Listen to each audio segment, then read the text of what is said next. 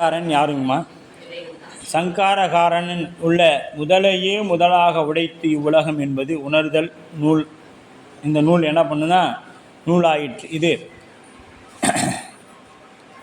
கருத்துரையின் பொருள். முதல்ல கருத்துரையின் பொருள் பார்த்தீங்கன்னா, பிரம்மா, திருமால், உரித்தனாகிய மூவரையும் மும்மூர்த்திகள் என்பார். அவர் சிவபெருமானது ஆணை வழி நிற்கக்கூடியவர். இவங்கெல்லாம் தானாக ஏதாவது செய்த முடியுமான்னு பார்த்தீங்கன்னா செய்ய முடியாது. அவங்க இஷ்டத்துக்கெல்லாம் எதையுமே செய்ய முடியாது. அவங்களுக்குன்னு ஒரு எஸ்ஓபி, ஸ்டாண்டர்டான விதிமுறைகள் ஒன்று உண்டு. அதைத்தான் அவர்கள் செய்ய முடியுமே ஒழிய இவர்கள் இஷ்டத்திற்கு உலகத்தை படைக்கவும் முடியாது, ஒடுக்கவும் செய்ய முடியாது, காக்கவும் முடியாது. இதற்கு நம்ம விஷம் நஞ்சுண்ட வரலாறு சான்று. அதெல்லாம் நிறைய புராணங்கள் நாம் படிக்கணும். முறையே படைத்தல், காத்தல், அழித்தல் ஆகிய தொழில்களை ஓர் எல்லையில் செய்யக்கூடியவர்கள். எல்லா இடத்தையும் இவங்க செய்திட முடியாது, அழித்திட முடியாது. இவங்க அழிக்கக்கூடியதுக்கு என்ன பேருங்க? ஏகதேச அழித்தல். ஏகதேசம்னா இப்போ பெரிய ஒரு மாகாணம் இருக்குது. இப்போ இவ்வளோ பெரிய கட்டடம் இங்கே இருக்குது. இதில் ஒரு பகுதியை மட்டும் இடிச்சிட்டு வேறு மாற்றி கட்டுறதுக்கு பேர் ஏகதேச அழித்தல். இது முற்றுமாக அழித்து விட்டு செய்கிறது முற்றொழித்தல்.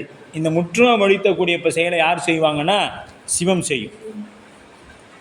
அவர் பெரியவரா, இந்த குறிப்பிட்ட ஒரு இடத்தை மட்டும் செய்யக்கூடியவர் பெரியவங்களா அப்படின்னு நாம் சிந்திக்கணும். இப்போ திருமால் இருக்கிறான்னா எல்லா உலகத்தையும் அவரெல்லாம் பார்த்து படைக்க முடியாது. அவருக்கு எந்த இடம் பூலோகத்தை ஒதுக்கப்பட்டுங்கன்னா அங்கே இருக்கக்கூடிய சிவராசிகளை எப்படி படைப்பார்? இறைவன் என்ன ஆணைக்கு இணங்க படைப்பார். திருமால் அவருடைய ஆணைக்கு இணங்க காப்பார். முருத்திரன் அவருடைய ஆணைக்கு கிழங்கு அழிக்குவார். இது ஏகதேச அழிவை செய்யக்கூடியவர் என்று. இதுக்கு பேர் ஏகதேச சங்காரம் எனப்படும். அவனது சங்கார தொழிலை ஒரு பகுதியில் மட்டுமே செய்யக்கூடியவர். அடுத்து முற்றளிப்பு மகா சங்காரம் எனப்படும். மகா பிரளயம்னு சொல்கிறோம் இல்லையா? மகா பிரளயம் அப்படின்னு சொல்லப்படும். அது எப்போ நடக்கும் அப்படின்னு பார்த்தீங்கன்னா, இந்த ஊழி காலம் என்று சொல்லும். ஊழிகள் தோன்றும் பொழுதெல்லாம் அப்படின்னு திருஞான சம்பந்த பெருந்தகையோட வாக்கை நம்ம பார்க்கலாம்.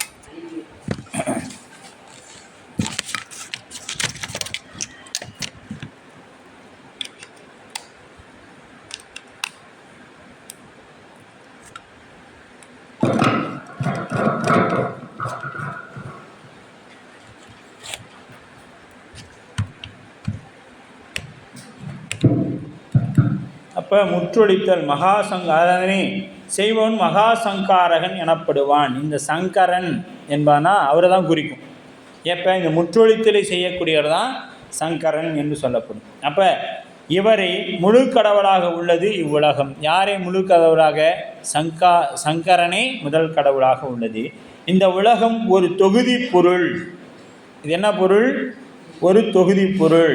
அவன் ஒருத்தி ஒன்று, ஒருவன் ஒருத்தி ஒன்று அப்படின்னு சொல்லும் என்பதை கூட்டமே உலகம். இந்த அவன், அவள், அது என்கின்றதே அவன், ஒருத்தி, ஒன்று. இப்போ ஆண்பால் பெண்பால் இரண்டும் கலந்தது. அது என்பது சடப்பொருளையும் சொல்லலாம், சடப்பொருள்களையும் சொல்லலாம் என்பது கூட்டமே இந்த உலகம். இவ்வாறு பகுதிகளை உடையதாகவும் சுற்றறியப்படுவதாகவும் இருத்தலால் இவ்வுலகம் தோன்றுதல், நிற்றல், அழிதல். இந்த உலகம் என்ன பண்ணுங்க? தோன்றி நின்று அழியக்கூடியது இந்த உலகம். ஆனால் இந்த முத்தொழியை உடையது என்பது விளக்கம் நூலாகவும் நுட்பாவாகவும் இது விளங்குகின்றது. அடுத்தது அறிவற்றதாகிய இந்த உலகம் தானே தோன்றி நின்று அழியும் என்றால் பொருந்துமானா? பொருந்தாது. இந்த உலகம் தானே தோன்றிடுமா? தானே காத்துக்கொள்ளுமா? தானே அழித்து கொள்ளுமானா? இல்லை. தோன்றிவித்தல் நடத்துவதற்கு ஒரு பேரறிவாளன் இருத்தல் வேண்டும் அப்படின்னு இது நமக்கு எடுத்துக்காட்டு வெண்பாவோட சொல்லும். அப்போ அந்த பேரறிவாளன் என்பவன் யார்? இறைவன். அது எப்படி அப்படிங்கிறது பின்னாடி நமக்கு சொல்கிறாங்க. இவ்வுலகம் தோற்றுவதற்கு முன்பு ஒடுங்கி இருத்தல் வேண்டும். இப்போ தோன்றதுக்கு முன்னாடி என்ன பண்ணும்? ஒடுங்கி இருக்கணும். முன்பு அதனை அவ்வாறு ஒடுங்குமாறு செய்பவன் மீள அதனை தோற்றுவிப்பன் அவனே. இப்போ இதுக்கு முன்னாடி அதை யார் ஒடுக்கியிருப்பாங்க? இப்போ இதுக்கு இன்னும் உங்களுக்கு எளிமையான விளக்கம் சொல்லணும். இப்போ என்ன மாதம்? மார்கழி மாதம். இப்போ தை மாதம் என்ன பண்ணுவோம்? நெல்லை அறுவடை செய்வோம். மார்கழி கடைசி, தை முதல்ல என்ன பண்ணுவோம்? மார்கழி கடைசிக்குள்ளே அறுவடை பண்ணுவோம். இப்போ நாம் அறுவடை பண்ணுற நாம் என்ன பண்ணியிருக்கிறோம்? இதுக்கு முன்னாடி விதைத்து இருக்கிறோம் இல்லை? நெல்லை என்ன பண்ணியிருக்கிறோம்? அப்போ யார் விதைத்தார்களோ அவர்கள் தான் என்ன பண்ணாங்க? அறுவடை செய்கிறாங்க. இந்த அறுவடை செய்த அழித்தல் தொழில் செய்தவங்க என்ன பண்ணுறாங்க? அதற்குண்டான நெல்லம்பயிர்களை அந்த நெல்லை எடுத்து வைக்கிறாங்க, பாதுகாத்து வைக்கிறாங்கல்ல, பாதுகாத்து. இப்போ இந்த அழித்தல் செய்கிறவங்களும் அவங்க தான், அதை காத்து வைப்பவர்களும் அவரை தான். மீண்டும் என்ன பண்ணுறாங்க? தோற்றுவிக்கிறவங்களும் அவங்க தான்.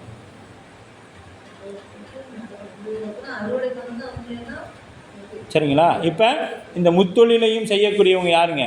ஒருத்தரே. ஆனால் இவங்க 3 பேர் என்ன பண்ண முடியாதுன்னா, அவங்களே படைத்து கொள்ள முடியாது, அவங்களே காத்துக்க முடியாது, அவங்களே. ஏன்னா இப்போ அதுக்கு இன்னும் என்ன சொல்லலாம், நாம் நெல் விதைச்சிட்டு போய் அங்கே அவரைக்காய் இருக்கலாம்னா முடியுமா? என்ன போட்டோமோ நெல்லுன்னு போட்டால் ஒரு பழமொழி உண்டு, நெல் போட்டு கொல்லா முளைக்க போகுது சொல்லுவாங்க. அப்போ மாதிரி பையன் பிரச்சனை பண்ணானா, நெல்லுன்னு போட்டால் கொல்லா முளைக்க போகுது, நெல் தான் முளைக்கும் அப்படின்னு ஒரு கிராமத்து பழமொழி உண்டு. அதுபோல் இங்கே என்ன ஆகுதுங்க? இந்த 3 தொழில் இங்கே நடக்குது: படைத்தல், காத்தல், அழித்தல். அப்போ நெல்லம்பயிரை கொண்டு வந்து நெல்லை விதைச்சி அதை பயிராக்கிறோம், பயிராக்கி அதை காத்து வளர வைக்கிறோம், வளர வச்ச பிறகு அழிக்கிறோம். அப்போ முற்றும் தோற்றுவித்து முற்றும் அழிக்கக்கூடிய வேலையை அந்த ஒருவர் செய்கிறாங்க. அதுபோலத்தான் இங்கே. அப்போ முதல் உலகை தோற்றுவதற்கு முன்பு ஒடுக்கி இருத்தல் வேண்டும். இப்போ இந்த நெல் விதைக்கிறதுக்கு முன்னாடி என்ன பண்ணிருக்கணும்? அது பாதுகாக்கப்பட்டு இருக்கணும். பாதுகாக்கப்பட்டு இருந்தால் தான் அந்த இல்லை அது பாட்டு கொண்டு போய் நீங்கள் போட்டு எறும்பு அரிச்சு போய் ஓட்ட நெல்லை கொண்டு வந்து போட்டால் விளைய போதா? விளையாது. அப்போ இந்த உலகத்தை அழிக்கக்கூடிய இறைவன் எல்லாத்தையும் சாம்பலாக்கி தன்னுள்ள வைத்து கொள்கிறான். திருமாலை ஒடுக்கி, திருமாலை தன்னுள் ஒடுக்கி வைத்துக்கிட்டு இருக்கான். அப்போ இப்போ உயிர்கள் எல்லாம் இப்போ நமக்கு இந்த இடத்துல ஒரு சந்தேகம் ஏற்படலாம், அது பின்னாடி நமக்கு வரப்போகுது, அதை நம்ம பார்க்கலாம். அவனை முதல்வன் ஆவான், ஏனையோர் முதல்வர் அல்லர். இப்போ இவங்க தான் முதல்வன், மீதியெல்லாம் முதல்வர்கள் இல்லை. ஒடுங்குமா அங்கே எங்கே ஒடுங்குனதோ அங்கேருந்து தான் விரியும். இந்த மகாசங்கார காலத்தில் சங்கரனிடத்தில் தான் எல்லாம் ஒடுங்குது. அதுதானே சீர்காழியில் இருக்கக்கூடிய சட்டைநாதர். சட்டைநாதர் என்ன பண்ணுது? உலகம் போய் ஒடுங்குது. திருமாலுடைய மண்டை ஓடு இருக்குது, மன்னிக்கணும், பிரம்மாவோட மண்டை ஓடு இருக்கும், திருமாலுடைய சாம்பல்லாம் இருக்கும். இந்த எலும்பையும் சாம்பலையும் வைத்து கொண்டு தான் மீண்டும் இறைவன் என்ன பண்ணுறான்? உலகத்தை படைக்கிறான். அது இல்லாமல் அவன் படைக்கிறது. சரியா? அப்போ சிறப்புரை, இதற்கு சிறப்புரைன்பா. அவை என்பதற்கு தொகுதி என்பது பொருள். அவை என்பதற்கு தொகுதி. மக்கள் மலர் திரண்டு கூடியுள்ள இடத்தை என்ன சொல்லுவாங்க? பலர் திரண்டு கூடியுள்ள நிலத்தை என்ன சொல்லுவோம்? அவை. இப்போ சட்டசபை, அது சபைன்னு ஆயிடுச்சு. அவைங்கிறதா சட்டசபை, மேல் சபை, கீழ் சபை. இப்போ எல்லாம் கூடியிருக்கக்கூடிய இடத்திற்கு அவை என்று பெயர். அவை என்று பெயர். தோற்றிய என்பதற்கு தோற்றுவித்த என்பது பொருள். இப்போ தோற்றிய என்பதற்கு தோற்றுவித்தல் என்பது பொருள். என தன்வினையாக கூறாமல் தோற்றிய என பிறவினையாக கூறுதலால் இவ்வுலகம் தானே தோன்றாது எனப்படும். இங்கேயே சொல்லிட்டார், உலகம் தானே. ஏன்னா தோன்றின அப்படின்னு சொல்லலை, தோற்றிய. அந்த பாருங்கள், தோற்றிய அப்படின்னா ஒருவர் அந்த செயலை செய்திருக்கின்றார். தோற்றிய திதியே, தோன்றிய திதியன்னு சொல்லலையே. தோன்றிய திதியேனா தானாக தோன்றிடுச்சுன்னு அர்த்தம். இது அப்படி சொல்லலை. தோற்றிய திதியே அப்படின்னா தோற்றியவன் ஒருவன் உலான். மெய்கண்டார் அங்கே சொல்கிறார், தோற்றிய திதியே அப்படின்னா அங்கே அதை உண்டாக்கக்கூடிய ஒரு ஆள் இருந்திருக்கிறார் என்பதற்கு தோற்றி என்பது கூறாமல் தோன்றிய என பிறவினையாக குறிப்பிடுவதால் இவ்வுலகம் தானே தோன்றாது எனப்படும். இந்த இடத்துல குறித்து வச்சுக்கணும் நீங்கள் நூலில். தோன்றிய அப்படின்னா தோற்றியே இல்லை. தோன்றிய அப்படிங்கிறது எப்படி வரனா, தோன்றிய அப்படின்னு எழுதிக்கிறார். அதுக்கு தோன்றிய அப்படின்னா யாரோ ஒருத்தர்,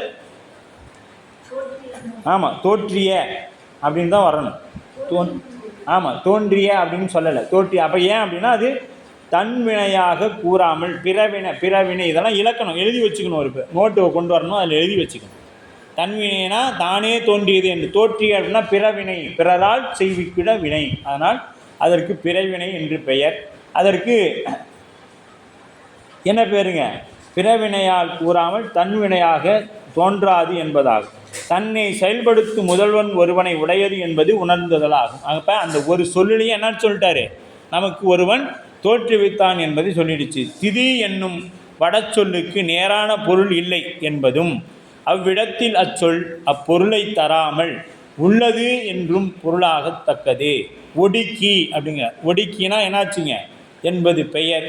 ஒடுங்குதற்கு இடமாகி உள்ளவன் என்பது பொருள். ஒடுக்கி அப்படின்னா ஒடுங்குவதற்கு இடமாக உள்ள பொருள். எங்கே ஒடுங்கும்? ஒடுங்கி உளதாம் என்ற தொடரை ஒடுக்கி இன்று உள்ளதாம். மலத்து என்பதை மலத்தால் என நோயால் மருத்துவரை அணுகினான் என்றால், இப்போ ஒருத்தவே நோயால் மருத்துவரை போய் சேர்றான். நோய் நீங்குதல் காரணமாக மருத்துவரை அணுகினான் என்று பொருள்.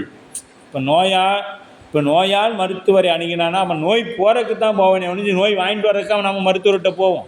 இன்றைக்கி நம்ம மருத்துவர்கிட்ட போனால் அதுதான் வரும். ஆனால் நம்ம மருத்துவர் நோயை நீக்கக்கூடிய மருத்துவர்.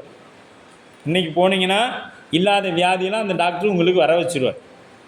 அச்சோ அம்மா சர்க்கரை நெருங்கிருச்சு, ப்ரெஷர் தான் இவ்வளோ வந்துருச்சு. அப்போ சொல்லாத வரைக்கும் நமக்கு ப்ரெஷர் இல்லை. டாக்டர் அந்த போய் அந்த ப்ரெஷர் பார்க்குறத சுத்தணுன்னே இங்கே பக்குன்னு அடித்து என்ன ஆகும்? வேகமாக போகும். அது வரைக்கும் நமக்கு ப்ரெஷர் இல்லாமல் தான் இருக்கும். ஏங்க நான் நல்லா தாங்க வந்தேன். இல்லை உனக்கு ப்ரெஷர் வந்துருச்சு. உடனே என்ன ஆகிடும்? அவன் பார்ப்பான், நேற்று வரைக்கும் இல்லாமல் இருந்துச்சு, அவ்வளோதான் ப்ரெஷர் வந்துருச்சா, அடுத்து அவனே சொல்லிடுவான், அடுத்து எனக்கு சுகர் இருந்துருங்க, அதையும் பார்த்துருங்க. அப்படி சுகர் வந்துருச்சு. வந்துருச்சு. இப்போ இல்லாத நோயை என்ன பண்ணிட்டாங்க? இருக்கிற மாதிரி பண்ணிட்டாங்க.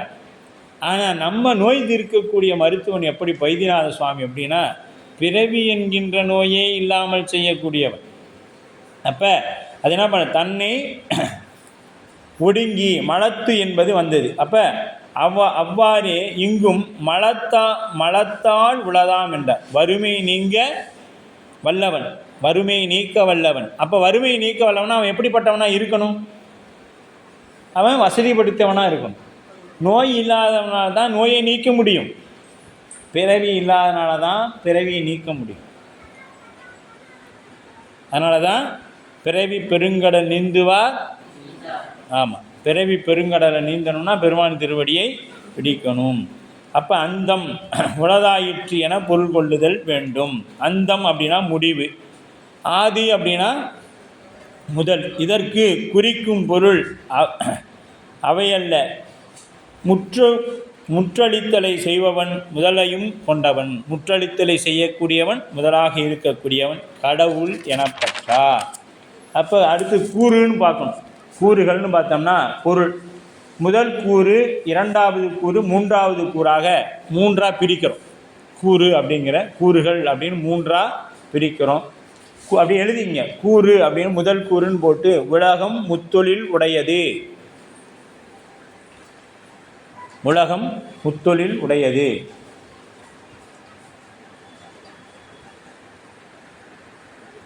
ரெண்டு, உலகம் உள்பொருள். மூன்று, உலகம் செய்வோனை உடையது. நான்கு, அச்செய்வோன் அழித்தல் கடவுளே.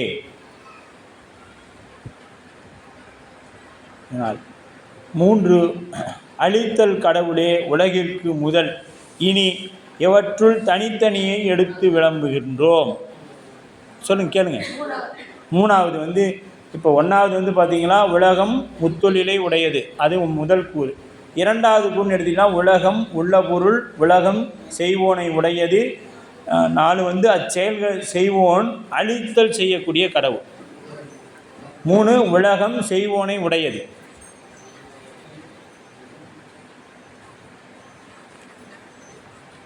4, அச்செயலை செய்யக்கூடியவன் அழித்தல் கடவுள். 5, அழித்தல் கடவுளே உலகிற்கு முதல். இப்போ இதை தனித்தனியாக நாம் பார்க்க இருக்கிறோம். பார்க்கலாமா? ஐந்தாவது, அழித்தல் கடவுளே உலகிற்கு முதல்.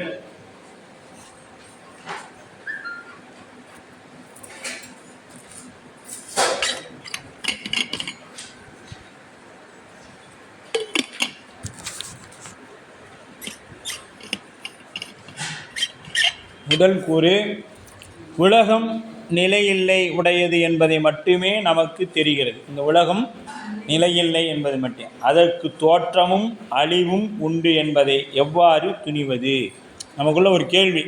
இந்த உலக நிலையில்லாத ஒத்துக்கிறேங்க, ஆனால் அது எப்பொழுது தோன்றுச்சு, எப்போது அழியும், ஏதாவது தெரியுமா நமக்கு அப்படின்னா தெரியாது. அப்போ எப்படி நான் நம்புறது? கேள்வி வருமா இல்லையா? எப்போ தோன்றுச்சுன்னு உங்களுக்கு தெரியாது. கேட்டால் பல லட்சம் வருஷத்துக்கு முன்னாடின்னு சொல்கிறீங்க. எப்போ அழியும்னு கேட்டால் இன்னும் 4,95,000 வருஷம் இருக்குதுங்கிறீங்க. ஏன்னா நேற்று எங்கள் பையன் நாங்கள் பிள்ளை போயிட்டு வரும் பொழுது, எப்போ இந்த உலகம் அழியும் அப்படின்னு கேட்டேன். ஏன்னா 4,95,000 வருஷம் இருக்குதுன்னு சொன்னோன்னு அவன் சிரிக்கிறான். ஏப்பா ஏதாவது நடக்காம மாதிரி சொல்கிறியா? நீ 4,95,000 வருஷம் இருக்குதுங்கிற சொல்கிற. நம்ம அதிகபட்ச வயசே 120ன்னு தான் சொல்கிறாங்க. நீங்கள் என்னமோ நான் எப்போ இதெல்லாம் அழியிறது, அது எப்படி நமக்கு தெரியும்? அப்போ இந்த சுனாமிலாம் வருது, அதெல்லாம் என்ன? அதெல்லாம் ஏகதேச சம்ஹாரம், ஏகதேசம் அழித்தல். ஒரு பகுதியை மட்டும் அழித்தலுக்கு ஏகதேச அழித்தல். பூகம்பம் வருது, இதெல்லாம். முற்றழித்தல் என்பது வடவாக்கினின்னு ஒன்று வரும். அது இந்த உலகத்தையே முழுக்க எரித்து சாம்பலாது அப்படின்னு சொல்லு. அப்போ அதற்கு தோற்றமும் அழிவும் உண்டு என்பதை எவ்வாறு துணிவது? நாம் காட்சிக்கு புலனாவதில்லை என்பதனாலேயே அவை இல்லை என்பது ஆகாது. இப்போ நமக்கு தெரியலங்கிறதுக்காக அது என்ன ஆகிடாது, இல்லைன்னு ஆகாது. நில்லா உலகம் எனவும் மன்னா உலகம் எனவும் அதன் நிலையாமை உணர்ந்தோர் உணர்த்தி உள்ளனர். இந்த உலகம் அனுமானம் அப்படின்னா காட்சிக்கு வராதவத்தை உண்டு என துணிவதற்கு ஒரு வழி உண்டு. இதற்கு ஒரு அனுமானம், அனுபவத்தின் அனுமானம் என்பது அனுபவம். அதுவே கருதி உணர்தல் என்று வழி. வடமொழியில் இதனை அனுமானம் என்பார்கள். இது அனுமானம். அப்போ கருதல் அளவை, கருதுவது. இப்போ அனுமான அளவை, கருதல் அளவை, காட்சி அளவை அப்படின்னு 3 அளவைகள் உண்டு. இப்போ அனுமான அளவை என்பது என்ன பண்ணுங்க, நம்முடைய அனுபவத்தை வைத்து அந்த மலையில் புகை வருவதை என்ன பார்த்த மாத்திரத்தோடு சொல்கிறோம், அங்கே தீப்பிடிச்சிருச்சு, இது அனுமான அளவை. இன்னொருத்தர் அங்கே சொல்கிறாங்க அங்கே வெறும் புகையாக வருதுப்பா அப்படின்னு சொன்னால் அது கருதல் அளவை. அங்கே புகை வந்தால் என்ன இருக்கும், அங்கே நெருப்பு இருக்கும் அப்படிங்கிறது கருதல். இப்போ நெருப்பு இல்லாமல் புகையுமா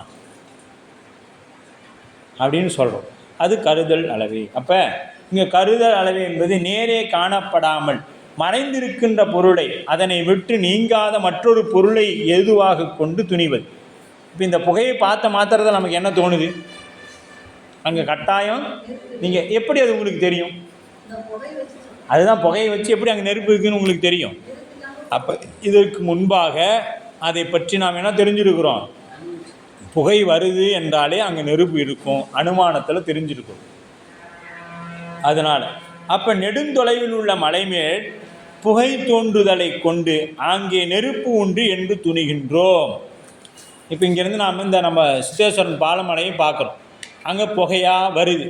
நாம் பார்த்த மாத்திரம் ஏதோ மலை ஏறணுமே தீ பற்ற வச்சுட்டு போயிட்டான், அது புகையாக வருது, நெருப்பு பிடிச்சிக்கிச்சு அப்படின்னு சொல்கிறோம். எதை வச்சு சொல்கிறோம்? இப்போ அந்த நெருப்பை நாம் கண்ணால் பார்க்கவில்லை, கண்ணால் பார்க்கலை, ஆனால் அந்த புகையை வைத்து என்ன சொல்கிறோம், அங்கே நெருப்பு பிடிச்சிருச்சுன்னு சொல்கிறோம். நெருப்பை நேரே காணவில்லை ஆயினும் அதை விட்டு நீங்காது புகையை ஏதுவாக கொண்டு அங்கே நெருப்பு இருப்பதை உய்ந்து அறிகின்றோம். அதுபோல் இவ்வாறு கருதி உணர்வதாகிய அனுமானத்தை பயன்படுத்தி உலகிற்கு தோற்றமும் அழிவும் உண்டு என்பதை நிறுவலாம். இதை வைத்தே நாம் சொல்லலாம். மெய்கண்டார் அம்முறையை அதையும் அதை தான் மேற்கொள்கிறார். அவையாவும் பகுத்து உணர்தல். அப்போ ஒரு குடம் இருக்குதுன்னா அது தானே மண் போய் குடம் ஆகிருமா? குடம் தானே போய் ஆயிடுமானா? ஆகாது. அதே மாதிரி அந்த குடம் வெறும் மண் மட்டும் இருந்தால் குடம் ஆயிருமானா? அதுவும் ஆகாது. வெறும் மண் அப்படியே குடமாயிருமானா ஆகாது. அதுக்கு என்னெல்லாம் வேணும்? மண் வேணும், தண்ணி வேணும், அதை பதப்படுத்துவதற்கு ஒரு ஆள் வேணும், அதற்கு சக்கரை வேணும், அதற்குண்டான உபகரணங்கள்லாம் இருக்கணும். அதன் பிறகு செய்பவன் ஒருவன் வேணும். செய்த பிறகு அதை மீண்டும் உடையாமல் இருந்து பாதுகாக்கிறதுக்கு வழிமுறைகள் தெரியணும். இதெல்லாம் தெரிஞ்சாதான். இப்போ இந்த ஆடையும் அப்படி தான். எடுத்த உடனே பருத்தி அப்படியே சட்டையாக வந்துடுமானா வராது. அந்த பருத்தியை எடுத்து நூல் நூற்று என்ன பண்ணணுங்க, தறியில் கொடுத்து அதை நெய்து மீண்டும் ஆடையாக தேய்த்து நாம் அணிந்து கொள்வோம். அப்படி உற்று நோக்கினால் சில உண்மைகள் நமக்கு புலப்படும். அவை பல பகுதிகளால் ஆனவை. நம்ம இந்த உலகம் என்னன்னு சொன்னோம்? தொகுதிகளால் ஆனது அப்படின்னு சொன்னோமா? தொகுதினா என்ன அப்படின்னா பல பகுதிகளை உடையது. இப்போ இந்த சட்டு போடுறோம். இந்த சட்டு ஒரு சாதாரண ஒரு நூல்னால் மட்டும் ஆயிடுமானா இல்லை, பல வகையான வேலைப்பாடுகள் அதில் இருக்குது, தொகுதி. அப்படித்தான் இந்த உலகமும் நீர், நிலம், நெருப்பு, காற்று, ஆகாசம் என்று சொல்லப்படக்கூடிய பல பொருள்களால் ஆன ஒரு தொகுதி பொருள். பல பொருள்களாலான ஒரு தொகுதி பொருள் ஒன்று சேர். அவை பிரிக்கப்படும் பொழுது அது அழிக்கப்படுகிறது. இந்த சட்டிலிருந்து நூலை பிரித்து, நூலிலிருந்து அந்த பஞ்சை பிரித்து எல்லாம் பண்ணோம்னா என்ன ஆகிடும்? அந்த பஞ்சு கொஞ்சம் கொஞ்சமாக எடுத்திங்கன்னா இந்த நூல் இப்படி இருக்குது. இந்த நூலை எடுத்துட்டோம். அடுத்து இந்த நூலை என்ன பண்ணுறோம்? நல்லா இப்படி பிரித்து எடுத்தோம்னா இந்த நூல் இப்போ இந்த இதிலேருந்து இது மாதிரி எல்லாம் பண்ணிட்டோம்னா என்ன ஆகும்? எங்கே போயிடுச்சு? இது ஒன்று இருந்த இடத்துல இருக்கணும், இல்லாமல் இடத்தையாவது அழிஞ்சு போன இடத்தையாவது காமிக்கணும் இல்லை. ஆனால் இது என்னாச்சு? இப்படி பிசுறாக எடுத்த உடனே இது என்ன ஆகிடுச்சு? ஒன்றும் இல்லாமல் போயிடுச்சு இல்லையா? மேஜிக் மாதிரி. இங்கே இருந்தது இல்லை, இருந்துச்சு இல்லை, எங்கே போச்சு? ஒடுங்கிருச்சு. எங்கே ஒடுங்கிருச்சு தெரியல. அப்படி பகுதியை இணைத்து உண்டாக்கிய பொருள்கள் யாவும் செயல்படும் பொருள்களே ஆகின்றன. இதனை காரிய பொருள் என்பார்கள். இதுக்கு என்ன பேருங்க? காரிய பொருள் எனப்படும். காரியம் எல்லாம் அவய பகுப்பு உடையன. காரிய பொருள் எல்லாமே என்னாச்சுங்க? அவை இப்போ நமக்கு இந்த உடம்புக்கு என்ன இருக்குது? கை, கால், கண், மூக்கு, உள்ளார தேவையான ஸ்பாட்ஸ் எல்லாம் இது இயங்கிறதுக்கெல்லாம் வச்சுக்கிறார். இது என்ன ஒரு பொருள்? தொகுதி பொருள். இப்போ அண்டத்தில் இருக்கிறது தான் எங்கே இருக்குது? பிண்டத்திலையும் இருக்குது. அப்போ இந்த உடம்பு எப்படியோ அது போலத்தான் இந்த உலகமும். இந்த உலகமும் அது போலத்தான். அப்போ நின்று அழியும் என்பது மறுக்க முடியாத உண்மை. இப்போ இந்த உடம்பு குழந்தையாக வந்துச்சு, இப்போ இவ்வளோ காலம் பாதுகாத்தோம், நாளைக்கு மீண்டும் கொடுக்கப்பட்டோம். அதுபோல் இந்த உலகம் சுட்டறியப்படுதல். அடுத்து சுட்டறியுதல். இப்போ பார்த்து சுட்டறியுதல்னா என்னங்க? பார்த்து உணர்ந்து கொள்ளுதல். மற்றொரு உண்மையை பார்ப்போம். அப்போ என்ன? குடம், ஆடை முதலிய காரிய பொருள்கள் எல்லாம் நம்மால் சுட்டறியப்படுவன ஆக உள்ள. அப்போ சுட்டறியப்படக்கூடிய ஒரு பொருள் எல்லாமே என்னதுக்கு உட்பட்டது? அழிவுக்கு உட்பட்டது. சுட்டறியக்கூடிய பொருள்கள் அனைத்துமே இப்போ இந்த உலகம் சுட்டறியப்படக்கூடிய பொருள். அப்போ இது என்ன ஆகுங்க? அழிந்து போகக்கூடியது. அப்போ இறைவனையும் இப்படி சுற்றி காமிச்சு அறிந்தோம்னா அது என்ன ஆகிட்டு போயிடும்? அது அழிவுக்குரிய பொருளாகிடும். அப்போ சுட்டறியும் என்பது எல்லையுடைய வரையறைக்குட்பட்டது. அது இன்னது என அளவிட்டு அளந்து சொல்லிடலாம். இப்போ இந்த கடலோட நீளம், ஆழம், அகலமெல்லாம் சொல்கிறாங்களா? இவ்வளோ கடல் பரப்பு இருக்குது, இவ்வளோ ஆழத்தில் இருக்குது அப்படின்லாம் சொல்கிறாங்க. இப்போ இதெல்லாம் என்ன ஆகுங்க? ஒரு நாளைக்கு அழியக்கூடிய பொருள். நாம் காணும் பொருள்கள் காலம், இடம் என்னும் எல்லைக்குட்பட்டதாகும். இன்னது என வரையறுத்து சுற்றி உணரப்படுவதாய் உள்ளன. நாம் சுட்டறியப்படும் பொருள் எல்லாம் தோன்றி நின்று அழியும் என்பது மறுக்க முடியாத உண்மை. இதை யாராவது மறுத்துட முடியுமா? நாம் சுற்றி அறியக்கூடிய பொருள் எல்லாமே என்னாகுங்க? ஒரு காலத்தில் அழியும் போகக்கூடிய உண்மையை கொண்டு நாம் பின்வரும் முடிவுக்கு வருகிறோம். அவயம் பகுப்பு உடையதால் சுற்றறியப்படுதல் ஆகிய தன்மையை தோன்றி நின்று அழிவனாகிய பொருள்களை விட்டு என்றும் நீங்காதவை என்பதுதான் அந்த முடிவு. சுட்டறிவு ஆகிய தன்மைகள் தோன்றி நின்று அழிவன பொருள்களை விட்டு என்றும் நீங்காது. அது என்னைக்காச்சும் நீங்கிருமானா? நீங்காது. இது என்னைக்கும் இருக்கிறது தான். ஆனால் என்ன போடக்கூடியது? அது அழியும் தன்மை உடையது. நீங்காது, என்றும் நீங்காதவை என்பது தான் அந்த முடிவு. அத்தன்மைகளை ஏதுவாக கொண்டு அத்தன்மைகளுடைய பொருள்கள் ஏதுவாயினும் அது தோன்றி அழிதற்குரியது என்பது முடிவு செய்யலாம். இப்போ இது என்ன, தோன்றி அழியக்கூடியது தான். நீங்காத புகையை ஏதுவாக கொண்டு நெருப்பு இருப்பதை துணிவது போன்றே அனுமானமாகிய இம்முறையில் துணியப்படும் பொருள் மேற்கோள் எனப்படும். இதற்கு மேற்கோள் எனப்பட்டது. துணிவதற்கு உதவியாக அதனை விட்டு நீங்காதிருக்கும் பொருள் ஏது எனப்படும். இப்போ அடுத்து நாம் ஏதுக்களை பற்றி சிந்திக்க இருக்கின்றோம். மேற்கோள் அப்படின்னா குடம், ஆடை. ஏது என்பது அவயப்பகுப்பு, சுற்றறியப்பொடு. இப்போ இந்த இடத்துல ரெண்டையும் மேற்கோளையும் பார்த்துருக்குறோம், ஏதுவையும் பார்த்துருக்குறோம்.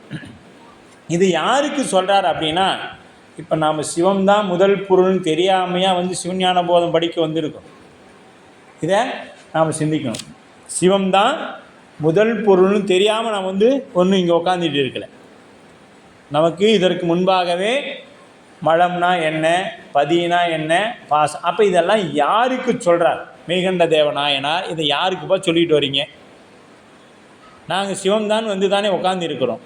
நாங்கள் தேவாரம் பாடினோம், திருவாசகம் பாடினோம், அதில் எல்லாமே சிவத்தை தான் சொல்லுது. நாங்கள் இப்போ ஏன் சாமி உட்காந்து காலையிலேருந்து 2.5 மணி நேரம் இதையே பேசிகிட்டு இருக்கிறீங்க அப்படின்னு ஒரு கேள்வி வந்தால், இது நமக்கு சொல்லலை.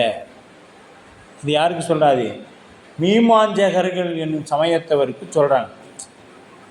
மீமாஞ்சவர்கள் என்னும் சமயத்தவருக்கு இதை மெய்கண்ட தேவநாயனார் அருள் செய்கிறார். உலகம் தோன்றி அழியும் என்பதை அனுமானத்தால் நிறுவுதல். இப்போ அனுமானத்தால் நிறுவுறாரு. இவ்வுலகம் ஒரு தனி நிலை பொருள் அன்று. இது ஒரு தனி பொருளானா இல்லை, பல பொருள்களின் கூட்டமாய் உள்ள ஒரு தொகுதி பொருள் ஆகும். உலகமாகிய தொகுதியை பல பகுதிகளாக பிரித்து விட்டால், இப்போ பழசு எப்படின்னா, ஒன்று அவன்னு பிரிச்சுடுங்க, இன்னொன்று அவள்னு பிரிச்சுடுங்க என்பதாகிய உயர்தினை பொருளாகவும் அது என்பது அகிர்தினை பொருளாகும்.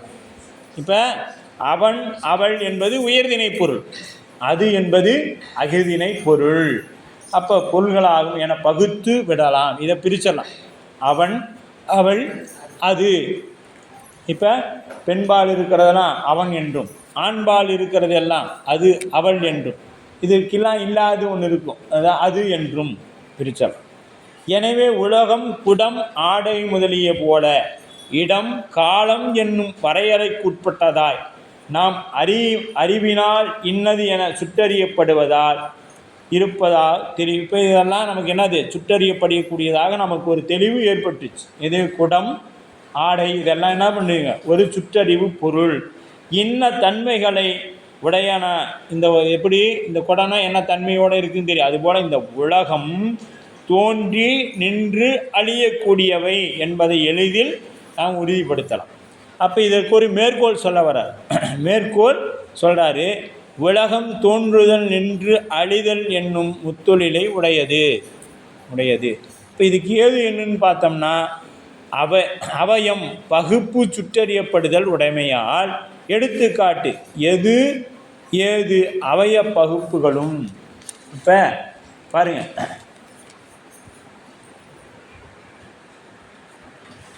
எது எது அவயப்பகுப்புகள் சுற்றறியப்படுதலும் உடையதோ அது அது தோன்றுதல் நிற்றல் அழிதல் ஆகிய 3 வினைகளை உடையது. எது எது பகுதி பொருளோ, எது சுற்றறியப்படக்கூடிய பொருளோ அதெல்லாம் என்னதுங்க, நின்று அழிந்து, தோன்றி நின்று அழிந்து கூடிய மூவினையை உடையது.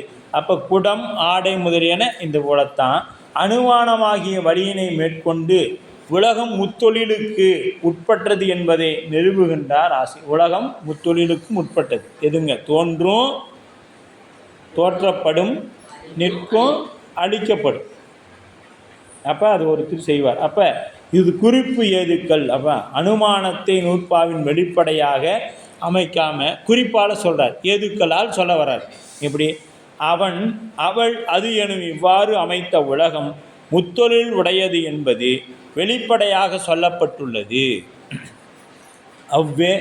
அவ்வேதுக்களை தனித்தனியாக எடுத்து சொல்லவில்லை ஆயினும் உலகுக்கு அடைமொழியாக அவ்வேதுக்களை குறிப்பாக அமைத்த நுட்ப நோக்கத்துடன் சொல்லப்பட்டுள்ளது. அடுத்தது மேற்கோள் பாருங்க. அடுத்தது மேற்கோள். ஈண்டு உளதாய் கருத்துரை நம்ம பார்த்துட்டோம். எது? எண்ணுதற்றின் எனில் சங்காரகாரனாய் உள்ள முதலையே முதலாக உடைக்கி உலகம் என்பது உணர்த்தல் நுதலைற்று அப்படின்னு பார்த்தோம். இப்போ முதல் அதிகரணத்தில் மேற்கோள் பார்க்கணும். ஈண்டு உளதாய் ஒருவன் ஒருத்தி ஒன்று என்று சுட்டப்பட்ட பிரபஞ்ச உற்பத்தி திதி நாசமுடைத்து என்றது. அப்போ இங்கே பாருங்கள், அப்படியே நாம் முதல் என்ன பண்ணணும்? முதல் நூற்பாவுக்கு போகணும். பாருங்கள், ஈண்டு உளதாய் ஒருவன் ஒருத்தி ஒன்று, அவன் அவள் அது. அப்போ நூற்பா என்ன சொல்லுதோ அதைத்தான் வெண்பாவும் சொல்லும், மேற்கோளும் சொல்லும், ஏன்னா ஏதுக்களும் சொல்லும். இப்போ இங்கே என்ன சொல்லப்படுது? முதல் அதிகாரம் மேற்கோளில் ஈண்டு அப்படின்னா ஈண்டுதல்னா என்னங்க? தோன்றுதல். உளதாம் அப்படின்னா இருக்கிறது, நிற்றல் தொழிலை குறிக்கிறது. எது? ஒருவன் ஒருத்தி ஒன்று என்று. ஒருவன்னா அவன், ஒருத்தினா அவள், ஒன்றுனா அது. இப்போ அவன் அவள் அது எனும் மூவின்மையின், ஆமாம், மூவின்மையின் தோற்றிய திதியே ஒடுங்கி மலத்துவம். அதுபோல் இங்கே என்று சுட்டப்பட்ட பிரபஞ்சம் உற்பத்தி திதி நாசம் உடைத்து என்றது. இந்த பிரபஞ்சம் சுட்டிப்பட்டக்கூடிய, இந்த சுட்டி காண்பிக்கக்கூடிய இந்த பிரபஞ்சம் உற்பத்தி ஆகும், தோற்றுவிக்கப்படும். அப்புறம் திதி என்பது நிற்றல், திதி என்பது நிற்றல். அப்புறம் நாசம் என்பது அழித்தல். இது உடைத்து என்றது. இப்போ மேற்கோள் என்ன சொல்லுதுங்க? நூற்பாவை அப்படியே இங்கே தூக்கி வச்சு சொல்லிட்டார். அங்கே ஒடுங்கி மலத்துள்ளதாம். ஒடுங்கி எங்கே ஒடுங்குதோ அங்கே தான் தோன்றுது, எங்கே தோன்றினுச்சோ அங்கே தான் ஒடுங்கும் அப்படிங்கிறது அங்கே சொன்னார். இதெல்லாம் எதுக்கு சாமி நமக்கு சொல்கிறார்? ஏன் சொல்ல வேண்டிய அவசியம் என்ன? ஏன்னா நாளைக்கு உங்களை ஒருத்தர் கேட்பாங்க, என்னப்பா பெரிய சிவம் சிவம்னே சொல்றிய, ஏன் இந்த திருமால் பிரம்மாலாம் நீ கொஞ்சம் கும்பிட்டா என்ன தேஞ்சா போயிடுவேன்?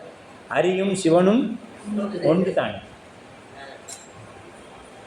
அரியும் சிவனும் ஒன்று தான். என்னப்பா பெருமாள் கோயில் இல்லை அப்படின்னா, ஏன் சாமி நீங்கள் தான் எப்போ பாரு வேறன்னு சொல்லிகிட்டே இருக்கிறீங்க? எல்லாம் ஒன்று தான், எல்லாம் ஒன்று தான். அந்த ஒன்று தான் சிவம்னு நாங்கள் சொல்கிறோம். எல்லாம் ஒன்று தான், அந்த ஒன்று தான் நாம் சிவம்னு சொல்கிறோம். நாம் சொல்லலை, மெய்கண்டார் நமக்கு உணர்த்துற இதுதான் சிவம் தான் அந்த ஒன்று அப்படின்னு. அப்போ தோற்றம் ஈறு ஏது பார்க்கணும். தோற்றம் ஈரும் உளதான் பலே கிடத்தலின் அப்படிங்கிறார். தோற்றமும் ஈரும் உளதான் பலே கிடத்தலின் அப்படின்றார் ஏதுக்கள். அப்போ அடுத்து பார்த்தீங்கன்னா மேற்கோளுக்கு விளக்கம். நூற்பாவில் உலகிற்கு அடைமொழி கொடுத்து கூறியது போலவே இம்மேற்கோளிலும் பிரபஞ்சம் என வாழா கூறாது ஒருவன் ஒருத்தி ஒன்று என்று கட்டப்பட்ட பிரபஞ்சம் என அடைமொழி கொடுத்தார். இந்த பிரபஞ்சம் எப்படிப்பட்டதுன்னு சொல்லிட்டாரு, தனிப்பட்டது இல்லை, இது ஒரு தொகுதி பொருள். நல்லா தெரிஞ்சுங்க. ஏன் மீண்டும் மீண்டும் இதை சொல்கிறார் அப்படின்னா, ஏன் இதை முதல் அங்கேயே சொல்லிட்டாரு, மீண்டும் ஏன் சொல்லணும்னா, இந்த ஒரு முறை சொன்னாலாம் இது கேட்டுக்காது. அதனால் இங்கே என்ன சொல்கிறார், மீண்டும் ஒருவன் ஒருத்தி ஒன்று அப்படின்ட்டார். இந்த மூணால் ஆனது தான் இந்த உலகம். எதால் ஆனதுங்க? இந்த மூணு பொருளால் தான் ஆயிருக்குது. இதை மூணையும் தனித்தனியாக பிரிச்சுட்டோம்னா இந்த உலகம் என்னாச்சு? அழிஞ்சிருச்சு. இப்போ நூல், நூற்பவன், தறி இது இருந்தால் தான் ஆடை. இது இல்லைன்னா ஆடை இல்லை, பஞ்சு வேணும். அது நூலாக்கணும், நூலாக்கிய பிறகு ஆடையாக்கணும், ஆடையாக்கிய பிறகு தைச்சு நாம் உடுத்தணும். இதெல்லாம் இருந்தால் தான். அப்போ இந்த ஆடை ஒருத்தரால் ஆணுச்சா? ஒருத்தரால் ஆகிட்டு அதுக்கு அழிவே இல்லை. இது ஒன்றால் ஆகலை, பல பொருள் சேர்ந்த ஒரு கூட்டு பொருள். அதுதான் இந்த உலகமும். ஒன்று ஆண்பால் தன்மையில் இருக்கும், இன்னொன்று பெண்பால் தன்மையில் இருக்கும், இல்லைன்னா சடப்பொருளாக நிற்கும். இந்த மூன்றையும் தனித்தனியாக பிரிச்சுட்டோம்னா இந்த உலகம் இல்லை அப்படிங்கிறது இங்கே மேற்கோளில் நமக்கு சொல்கிறாங்க. இந்த ஏதுவாக குறிப்பது. அப்போ சுட்டப்பட்ட பிரபஞ்சம் என்றதனால் சுற்றறியப்படும் தன்மை உடையது. இப்போ சுற்றறியப்படக்கூடிய பொருள், இந்த ஊனக்கண்ணில் பார்க்குற பொருள் எல்லாமே என்னாச்சுங்க?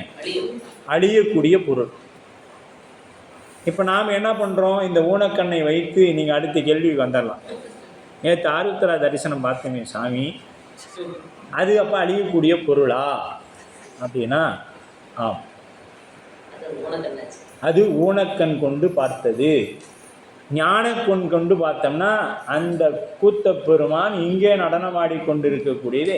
அதை முதல்ல என்ன பண்ணுறோம்? முதல்ல வெளியில் கண்டு உள்ளத்தில் கொண்டு வரணும். வந்துட்ட பிறகு அது என்ன ஆகிடுங்க? அது அந்த நடனம் நமக்கு தேவையில்லை.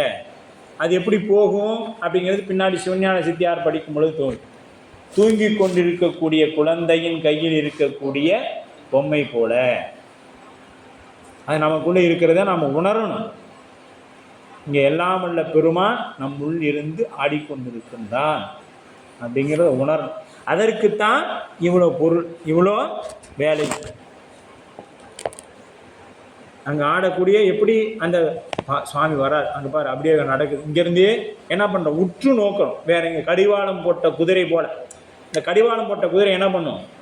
அப்படியே அந்த இயக்குவோன் என்ன பண்ணுறானோ அதை நோக்கி மட்டும்தான். அவன் இந்த பக்கம் கயிறு இழுத்தானா இந்த பக்கம் திரும்பும், இந்த பக்கம் கயிறு இழுத்தானா இந்த பக்கம் திரும்பும். அந்த குதிரை இந்த ரெண்டையும் நேராக பிடிச்சி இழுத்துனா நேராகவே ஓடிக்கிட்டு இருக்கும். அதுக்கு என்ன பண்ணியிருப்பாங்க? கண்ணுக்கு வச்சு மறைச்சிருப்பாங்க, வாய்க்கு பக்கத்தில் தீனிக்கு போயிடாத மாதிரி கடிவாளம் போட்டு வச்சுருப்பாங்க. சரியா? அப்போ அந்த கயிறோட அசைவை வச்சு என்ன பண்ணுங்க, அது ஓடிக்கொண்டே இருக்கும். இந்த பக்கம் இழுத்துட்டாருன்னா இந்த தேர் இந்த பக்கம் போகும். இப்படி அதுபோல் இறைவன் நம்மை எப்படி இயக்குகின்றானோ அப்படித்தான் நம்மால் இயங்க முடியும். நம் இஷ்டத்துக்கு நம்மால் இயங்கிக் கொள்ள முடியாது. அப்போ இங்கே என்ன, சுற்றறிய பிரபஞ்சம் என்பதனால் சுற்றறியப்படியும் தன்மை உடையது என்பதையும் குறிப்பால் உணர்த்தி இது என்ன பண்ணுறார் இறைவன்? நமக்கு கண்ணுக்கு தெரியக்கூடிய பொருளை வைத்து மெய்கண்ட தேவநாயனார் குறிப்பிடுறார். எப்படி இந்த குடம் உண்டானுச்சு, அதுபோலத்தான் இந்த உலகம் உண்டானுச்சு. எங்கேருந்து வந்துச்சு? மண்ணிலேருந்து வந்துச்சு. அதை எப்படியெல்லாம் உருவாக்கினா? அதை உருவாக்குனது யார்? அதுவாக உருவாயிடுச்சா? இல்லை, அதை உருவாக்கிய ஒருவன் இருந்தான். அப்போ அவன் மட்டும் இருந்தால் இந்த உலகத்தை உண்டு பண்ணிட முடியுமானா அதுவும் முடியாது. அதற்கு தேவையான பொருள்கள் வேணும். அதை மீண்டும் உடைச்சோம்னா என்ன ஆகிடும்? மண்ணாக போயிடும். இப்போ மீனும் அதை மண்ணாக்க முடியுமா முடியாதா? பானையை நூலை அதே பஞ்சாக்க முடியுமா முடியாதா? ஆக்கும். அப்போ இதெல்லாம் என்ன செய்ய முடியும்? வரும், தோன்றும், நிற்கும், அழியும். அது மாதிரி இந்த உலகம் தோன்றும், நிற்கும், அழியும். அப்போ உலகம் முத்தொழில் உடையது என்பதை எங்கு உணர வைக்கிறது. இதன் மூலிமா நாம் என்ன பண்ணலாம்? உலகம் முத்தொழிலை உடையது அப்படின்னு. அடுத்தது ஏதுக்களோட விளக்கம். இப்போ ஏதுக்களுக்கு விளக்கம் பார்க்கலாம். வெளிப்படைய ஏது அப்படின்னா எது நம்ம இருக்குதா? உங்களுக்கு நூலில் எடுத்துங்க. ஏதுக்கள் தோற்றமும் ஈரும்.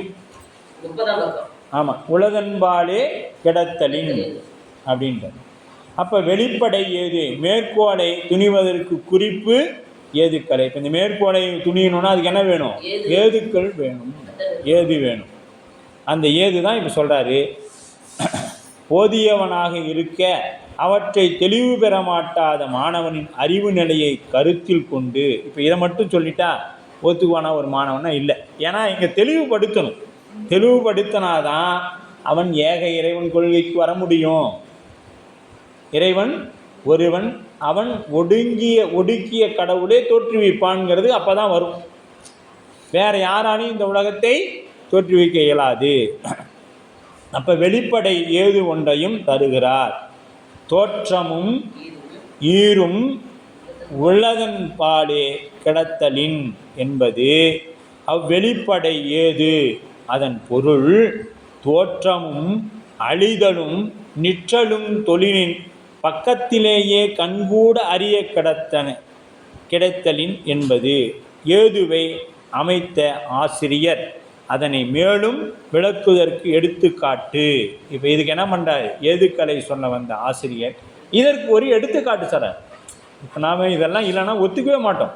இத்தனை சொல்லியே நாம் சிவஞான போதம் படிச்சுட்டு போய் காளைய மாதிரி ஆகி போகிறவங்களும் இருக்கிறோம். சரிங்களா? அப்போ அடுத்து எடுத்துக்காட்டு வெண்பா. பூதாதி ஈரும் முதலும் துணையாக பேதாய் திதியாகும் பெற்றிமையின் ஓதாரோ ஒன்று ஒன்றில் தோன்றி உளதாய் இறக்கண்டும் அன்று என்றும் உண்டு என்றும் ஆய்ந்து அப்படின்ட்டார். அன்று என்று உண்டு என்று ஆய்ந்து உலகம் இன்று போல் என்றும் இருக்கும் என்று எடுத்துக்கொண்டு மயங்கி நிற்கின்ற பேதை உடைய மானானே. நீ நினச்சிக்கிற இந்த உலகம் இன்னைக்கு மாறி என்னைக்கும் இருக்குன்னு. பேதைனா அறியாமை, முட்டாள் அப்படின்னு சொல்லாமல் நாங்கள் அறியாமைன்னு சொன்னோம். ஆமாம். அனைத்தும் அழியும் விரிவாக பேசு. இது அனைத்துனா அப்படியே நின்று அழியக்கூடியது. ஏன்னா இப்போ நேற்று இருந்த ஒருவர் நம்மோடு இன்று இல்லையே. நேற்று வரைக்கும் நம்மோட இருந்தார், அவருக்கு இன்னைக்கு இல்லை நம்ம கூட. ஏன் காலையில் இருந்தார், இப்போ இல்லை. போன நிமிடம் இருந்தார், இந்த நிமிடம் இல்லை. அப்படிப்பட்டது இந்த உலகம்.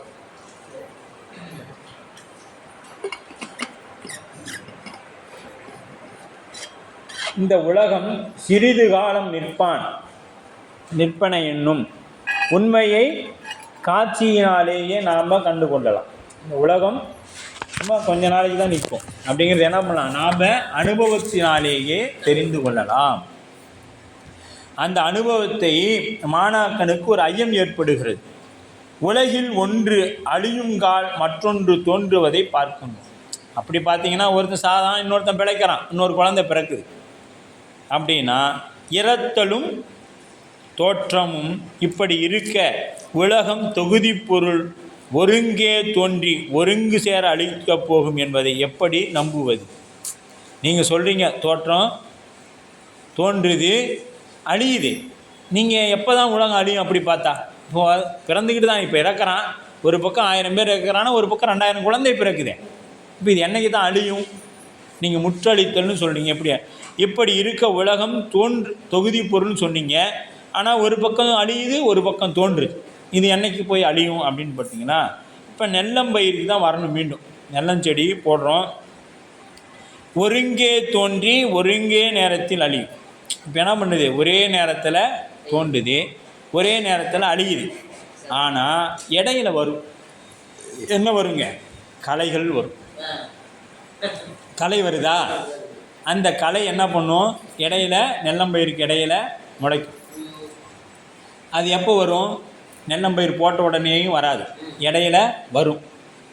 இடையில அந்த வந்த களை என்ன பண்ணும், இடையில போயிடும். பயிர் மேலே வரக்குள்ள அது கீழே போயிட்டு அழிஞ்சு போயிடும். அதோட காலம் குறுகியது.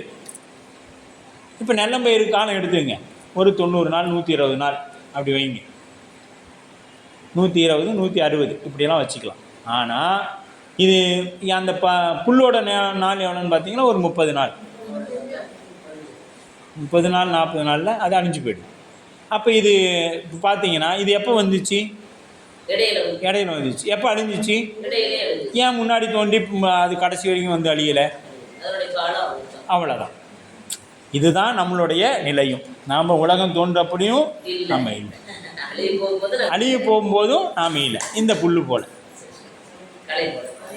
இந்த களை போல் வந்தோம். அதனால தான் நமக்கு புல் அறிவினன் மாணிக்கவாசகர் சொல்லிட்டார். இடையில தோன்றி இடையிலேயே மறைஞ்சிடும். நாம் முதல்ல இருந்து கடைசி வரைக்கும் பார்க்கவே முடியாது. பார்த்தா தான் ஒத்துக்க வேணாம், அப்போ நீ ஒன்றுமே பண்ண முடியாது. அச்சா அப்போ என்ன, அதுபோல் இந்த உலகம் என்னங்க தோன்றி மறையக்கூடியதாக இருக்கும். அப்போ நாம் அதை பார்க்க முடியுமானா முடியாது. ஏன்னா நாமெல்லாம் புல்லறிவு பட்டவர்கள், புல்லறிவு மாதிரி, புல்லு மாதிரி கடையில் வந்து இடையில வந்துட்டு இடையில போயிடுவோம். நாம் இறுதி வரை. ஆனால் இது ஏகதேச அழிவு. எப்போ அந்த நெல்லம்பயிர் எல்லாம் ஒன்றா தானே விவசாயம் பண்ணாங்க, அப்போ ஒன்றா அழிப்பாங்க. எப்போ ஒன்றா விதைத்து ஒன்றா நடவு செய்தாங்க, அழிக்கும் பொழுது பாதி அறுத்துட்டு நாளைக்கு பாதி அறுக்கலான்னா விட போகிறாங்க. 1 ஏக்கராக இருந்தாலும் அன்றைக்கே தான் அறுக்க போகிறாங்க, 10 ஏக்கராக இருந்தாலும் அன்றைக்கே தான் அறுக்க போகிறாங்க. ஒரே நேரத்தில் தான் எல்லாமே அழிவு செய்வான். இதுதான் முற்றொழித்தல்னு பேர். முற்றொழித்தல்னா இதுதான். அப்போ இறைவன் அப்பொழுது அந்த முற்றொழித்தல் தொல்லை செய்ய. அப்போ இது நடவு செய்யும் பொழுது என்ன பண்ணுறாங்க?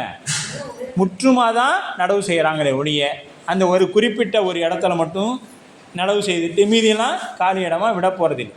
அது நிறைய இன்னும் சொல்லப்போனால் வயல் வச்சுருக்கவங்களுக்கு தெரியும். அதாவது ஒரு குறிப்பிட்ட இடம் ஆளுக்கு 5 ஏக்கரா இருக்குது. ஒரு 50 ஏக்கரா இந்த மாதிரி ஒரு பெரிய மைதானமாக ஒரு 50 ஏக்கரா இருக்குது. அது 10 பேருக்கு பிரிக்கப்பட்டிருக்குது.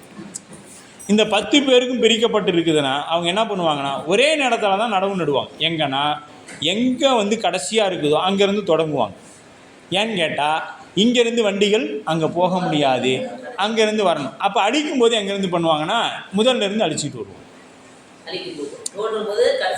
கடைசிட்டு இருக்கு. ஏன்னு கேட்டிங்கன்னா இங்கேருந்து அடிச்சுட்டு போனால் தான் அங்கே போக முடியும். இங்கேருந்து அங்கே போக முடியுமானா முடியாது. ஏன்னா இதை அடிச்சுட்டு தான் அங்கே போக முடியும்.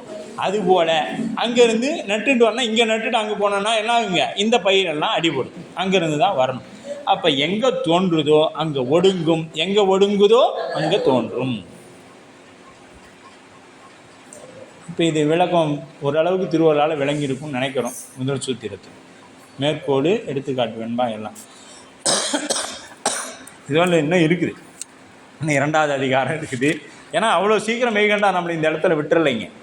தொடர்ந்து அப்படியே வரும். நீ அவ்வளோதான் ஒரு நிலைக்கு வந்துடணும். சிவம்தான் முதற்கடவுள்னு வந்துடணும். அதுக்கு தயாராகிட்டார். இது யாருக்கு?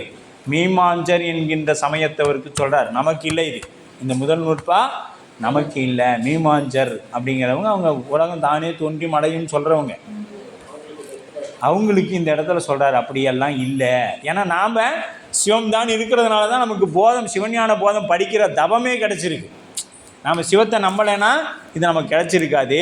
மற்ற சமயத்தவருக்கு இதை சொல்கிறாங்க, நமக்கு இல்லை. சரிங்களா? அப்படிங்கிறதையும் வச்சுக்கணும்.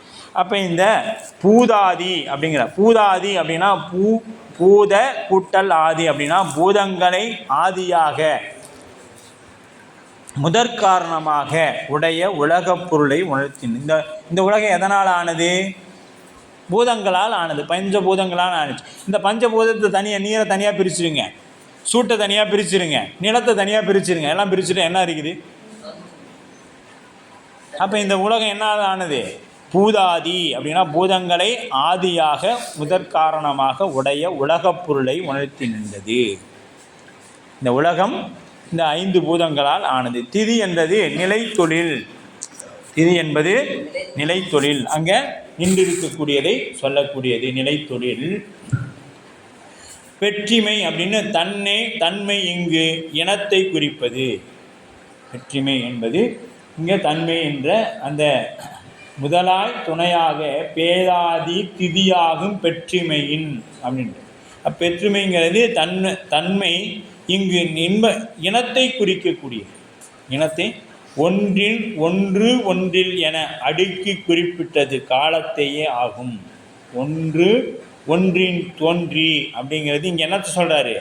காலத்தை ஆகும். தோன்றியே உளதா இர என்பதில் ஒவ்வொன்றோடு ஒருங்கே என்பதை சேர்த்து ஒருங்கே தோன்றி ஒருங்கே இர என வைத்து பொருள் கொள்ளல் வேண்டும்.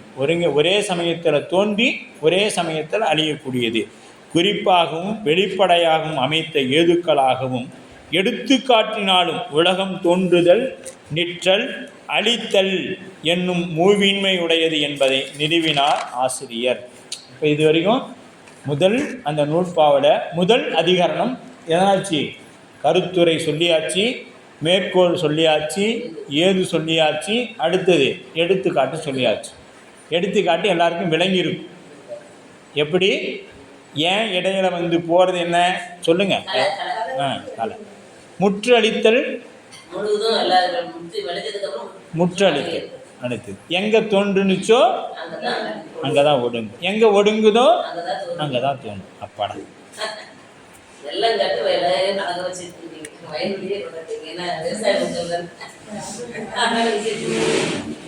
இதெல்லாம் நாங்கள் கொண்டு வரலாமா? ஆனந்தராசன் ஐயா அவருடைய நூலில் இதில் எழுதியிருக்காங்க. நம்மளால் எதுவுமே ஆகாது. நம்மளாம் சிற்றறிவுடைய ஆன்மாக்கள், அவங்களாம் பேரறிவாளர்கள். ஞானத்தின் வடிவமாக இருந்து ஞானாசிரியர் பெருமக்களே என்ன சொன்னாங்களோ அது அப்படியே நமக்கு, ஏன்னா இதை மெய்கண்ட தேவநாயனார் என்ன சொன்னாரோ அதை அப்படியே ஐயா எடுத்து கையாண்டு நமக்கு விளக்கி நம்ம அறிவுக்கு நம்ம நிலைக்கு இறங்கி நமக்கு சொல்லியிருக்கிறாங்க.